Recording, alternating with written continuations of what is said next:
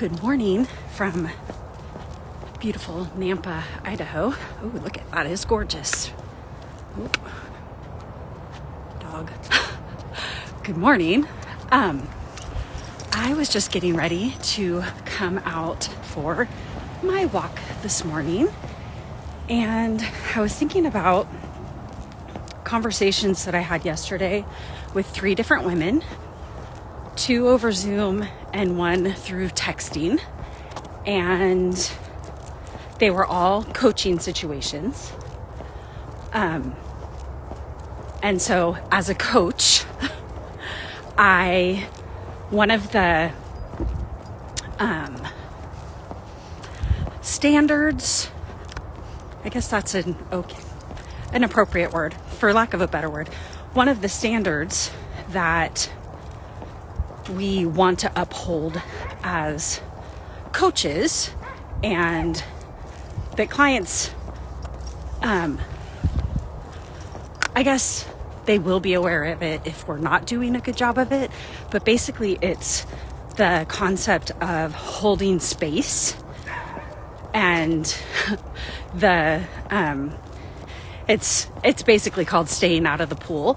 So when I'm coaching someone, it's so much different than when I'm just talking with my girlfriends. If I'm just talking with my girlfriends, most likely I am jumping in the pool with you. I am going to be outraged for you. I am going to be like, where are they? Let me at them. But when I am in a coaching situation, that I'm in a totally different role. So in a coaching situation, my goal is, and my practice is, to hold space for my client to say anything, and I encourage them, like, don't edit what you say, just say what's in your mind, because whether you say it out loud or not, it's in there and it's having an impact on you. This is not at all the direction I thought I was going. Anyway, so as a coach, my goal is to not be personally involved in the story that the client is telling, and to be watching the thoughts that the client is sharing with me, to find the thoughts that are either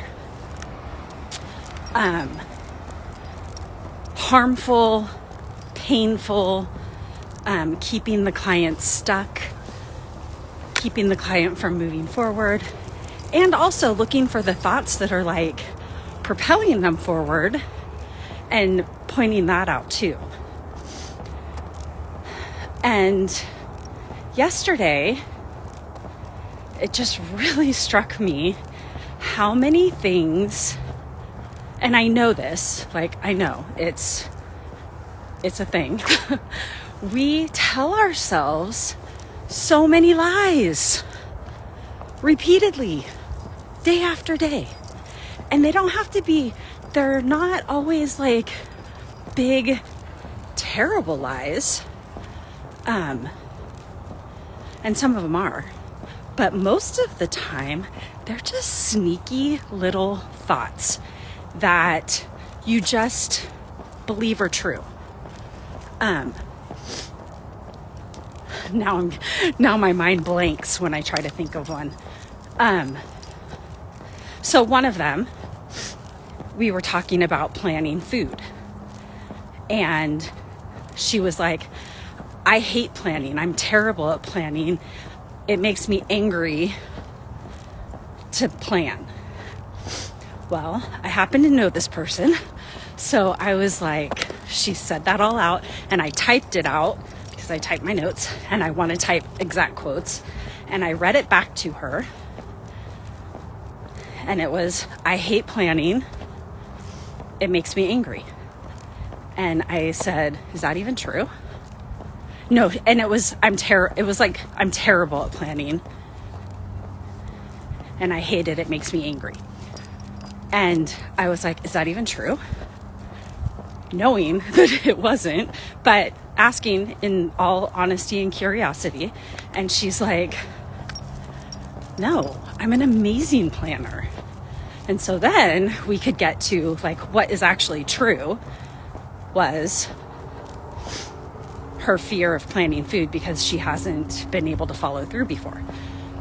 And then another person, it was something to the effect of, you know, when I was younger, I could eat anything and it didn't affect me.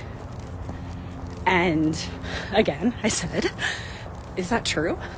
And okay, even if it was true at the time, if she, as a 16-year-old, 18-year-old, 22-year-old, could, in fact, eat anything that she wanted and not gain weight, even if that was true at the time, is that a helpful thought to think now?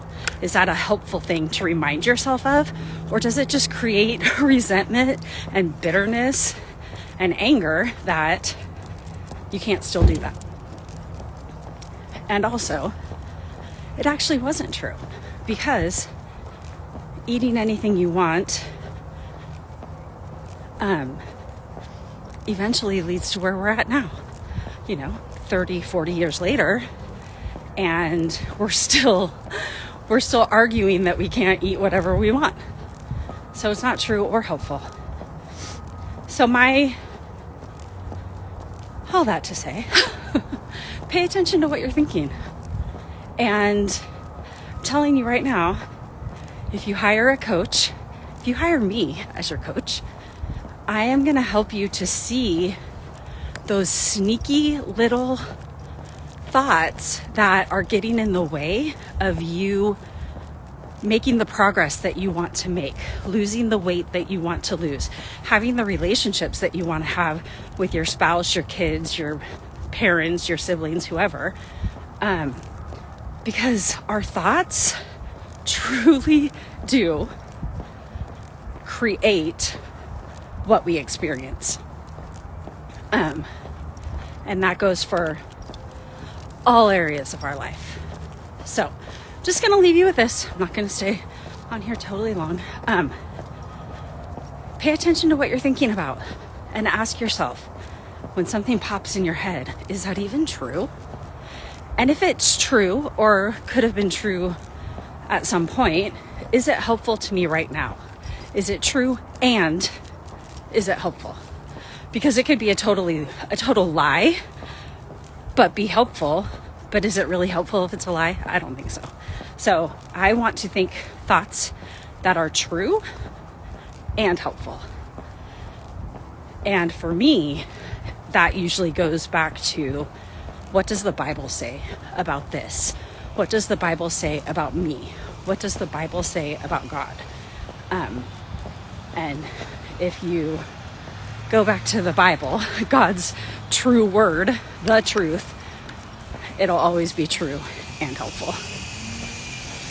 Not always pleasant, not always pain-free, but true and helpful. So practice thinking true and helpful thoughts. And when you're practicing them on purpose, you're going to notice the things that are not true and not helpful more often.